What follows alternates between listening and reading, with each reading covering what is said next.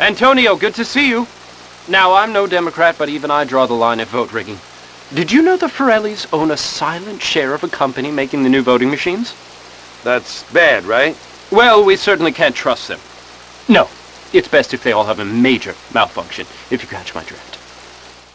So I find that cutscene to be kind of funny because apparently Donald Love draws the line at vote rigging, but he doesn't draw the line at beating the crap, as Tony puts it, out of your competition's campaigners, as we saw during the mission campaign.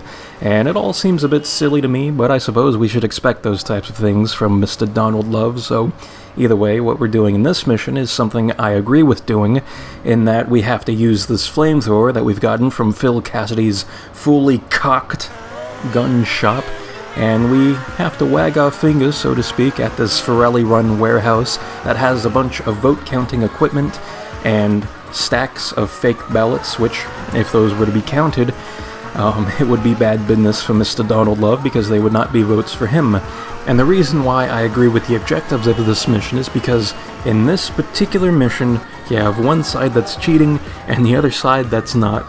So you want to level the playing field by bringing back down the cheating side to earth, and then you're both on the same level.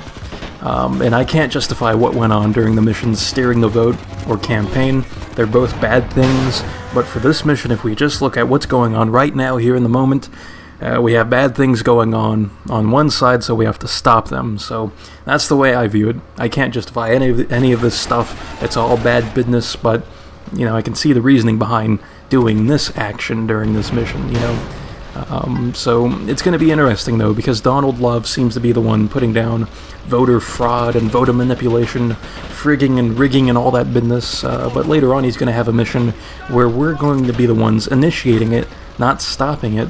So it's just interesting to see him flip-flop on that and kind of descend into madness in a way. So, you know, I like his mission strand. You know, it's interesting stuff, I think. But either way, once you arrive at the warehouse, you're going to want to destroy those two rumpos sitting outside as quickly as possible before you destroy everything inside the warehouse, because once you destroy everything inside of the warehouse, you're going to have to chase down those rumpos if they're still there. So by destroying them, you don't have to worry about that chase sequence that initiates after you're done inside of the warehouse, and you could just go about doing the mission, you know, without worrying about that. So yeah, I mean, that's the reasoning there. And something that the speedrunners like doing is using a rocket launcher to destroy all of these different pallets and machinery equipment inside. So that's an idea for you, because you don't necessarily have to do these missions in any particular order necessarily.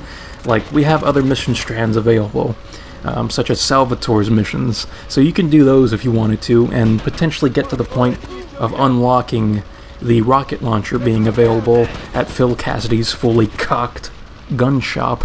So you can use that during this mission if you're at that point, but we're not at that point. We have to use this flamethrower, which I'm okay with. It's just that it doesn't destroy these things as quickly, so you kind of got to watch your back quite often, because these Forellis like to spawn in quite frequently, so you know, it's something you kind of got to watch out for. But either way, that's the last piece of equipment in there, and now we have to get out of Fort Stoughton because we destroyed those two rumpos, so we don't have to worry about a chase sequence.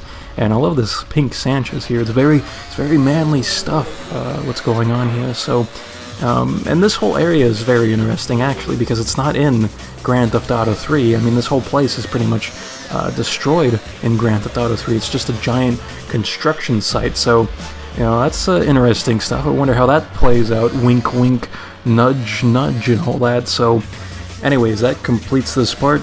In the next part, we'll be doing the next mission for Donald Love, which is called Love and Bullets. So until then, I will see you next time.